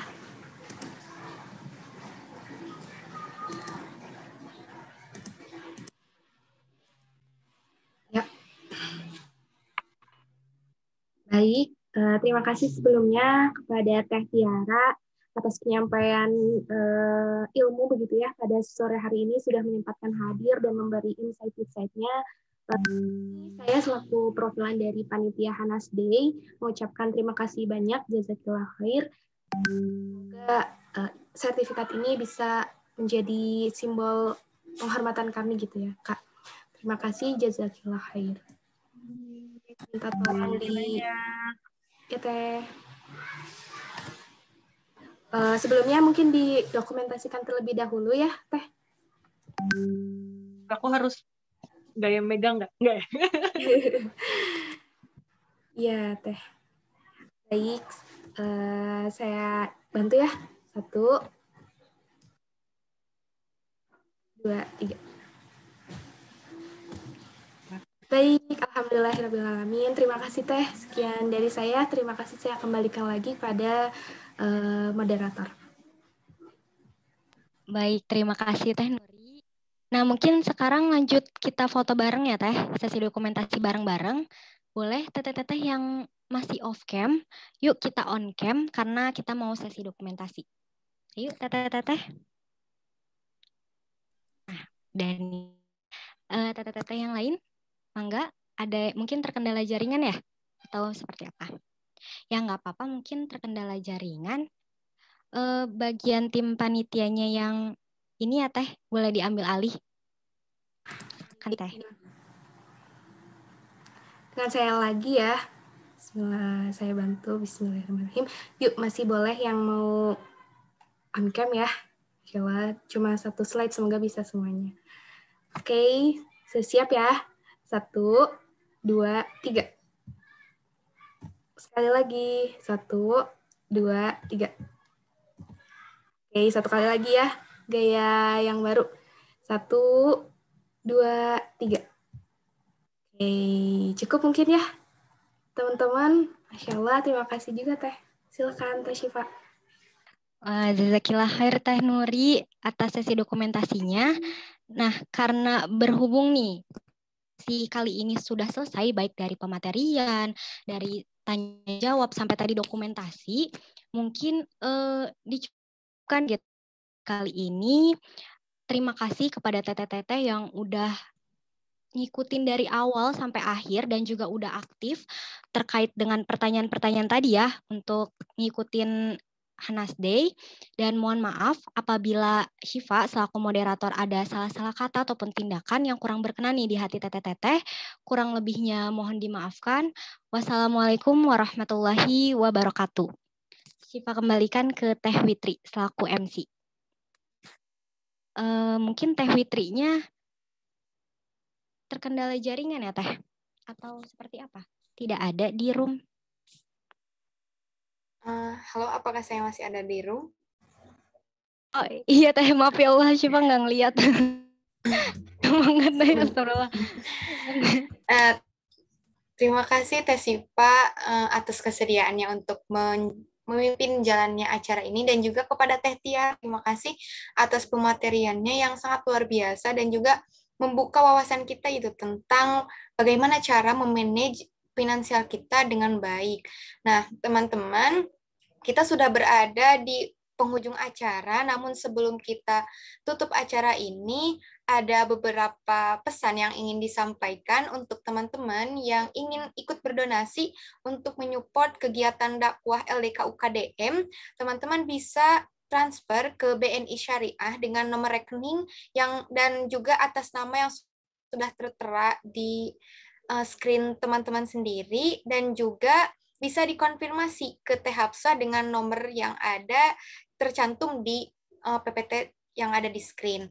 Kemudian untuk mendapatkan info lebih lanjut terkait dengan dakwah-dakwah yang lainnya ataupun webinar-webinar yang lainnya, teteh bisa selalu stay dan ikuti Instagram @tulisanhana dan juga ikuti Spotify dari Hana, yaitu Suara Hana. Di sana pasti bakalan ada info-info yang terbaru mengenai seputar kajian kemuslimahan. Alhamdulillah kita sudah berada di penghujung acara, maka dari itu sebelum ditutup kita berdoa terlebih dahulu. Kita baca istighfar bareng-bareng. Astagfirullahaladzim, astagfirullahaladzim. Kemudian kita membaca doa kafaratul majlis bersama-sama. Bismillahirrahmanirrahim. Subhanakallahumma wa bihamdika asyhadu alla ilaha illa anta astaghfiruka wa atubu ilaik. Terima kasih kepada teteh-teteh semua yang telah berkenan hadir di acara Hanas Day yang ketiga ini. Mohon maaf bila ada kesalahan dari saya MC, karena sejatinya kebenaran itu datangnya dari Allah dan juga kesalahannya itu dari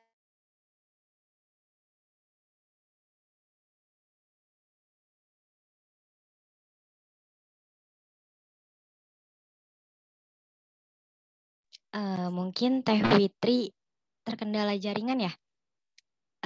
Nggak apa-apa, karena memang sudah di akhir nih, di akhir udah penutupan. Teman-teman, terima kasih atas partisipasinya untuk teteh-teteh yang udah berkenan hadir, dan jangan lupa nanti masih akan ada lagi acara-acara selanjutnya dari Muslimah UKDM ataupun UKDM-nya itu sendiri. Jadi jangan lupa untuk terus pantengin dan ikutin acara-acara yang lainnya. Mohon maaf. Billahi taufiq wal hidayah. Wassalamualaikum warahmatullahi wabarakatuh. Oh, maaf, ini ada Teh Hafsah katanya doa Robitoh, boleh Teh? Enggak, mau gantiin Teh Fitri mungkin? Sebelumnya dari Zoom ini kita baca doa Robi. Qulillahumma malikal mulka man tasya wa tanzi'ul mulka man tasya wa tu'izzu man tasya wa tudhillu man tasya qadir. Laila fin nahari wa tulijun nahara fil lail wa tukhrijul hayya minal maiti wa tukhrijul maita minal hayy wa tarzuqu man tasha'u bighairi hisab. Allahumma inna hadha walu lailik wa idbaru naharik wa aswatu du'atik faghfir li. Allahumma innaka ta'lamu anna hadhihi al-qulub qad ijtama'at ala mahabbatik والتقت على طاعتك وتوحدت على دعوتك وتعاهدت على نصرة شريعتك ووثي اللهم رابطتها وأدمدها واهدها سبلها واملأها بنورك الذي لا يخفو واشرح صدورها بفيض الإيمان بك وجميل التوكل عليك وأهيها بمعرفتك